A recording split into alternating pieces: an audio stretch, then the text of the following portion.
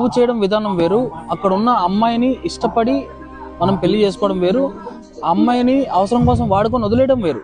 ఇందులో ఇలా కూడా ఉన్నాయి. కొంతమంది ఏంటంటే అది ఇలాంటి అమ్మాయి, ఆ అమ్మాయి మనకు ఓకే, ఇలా చేద్దాం అలా చేయాలి వదిలేద్దాం. ఇంకొకరు ఏంటి, ఆ అమ్మాయిలో కూడా వాళ్ళ అమ్మని చూస్తారు కొంతమంది.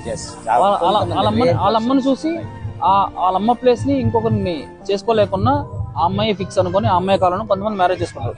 సో కొంతమంది, మన అబ్బాయిల గురించి చెప్తాను ఇప్పుడు, కొంతమంది ఏంటంటే మన అబ్బాయిలు ఎంత జెన్యున్ గా ఉన్నా అవతల అమ్మాయిలు ఏంటంటే మొబైల్ ఫోన్ లో సిమ్ చేంజ్ చేసినంత ఈజీగా చేంజ్ చేస్తున్నారు.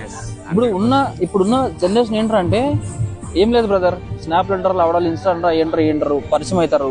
అరే నువ్వంటే నాకు ఇష్టం, నువ్వు లేకపోతే నేను చచ్చిపోతాను అయ్యి పెద్ద ఓవర్ యాక్షన్ చేస్తారు, మనం ఇంప్రెస్ చేస్తారు. ఏముంటది మహా అంటే 2 రోజులు మనల్ని వాడుకుంటారు.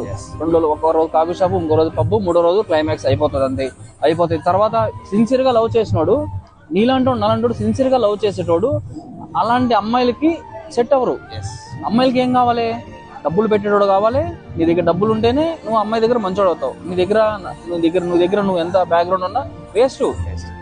నాకు దీంట్లో అర్థమైంది ఏంటంటే, అమ్మాయిలు అందరినీ తప్పుగా అనట్లేదు, సారీ, కొంతమంది అమ్మాయిలు ఉన్నారు మంచి పర్సన్స్, అంటే లైక్ జెన్యున్ గా లవ్ చేసి వాళ్ళతోనే పార్ట్నర్షిప్ గా ఉంది. నేను చాలా మందిని చూసిన షోస్లలో కూడా చాలా మంది చెప్తా ఉంటారు, నేను ఉండడం వల్లనే నేను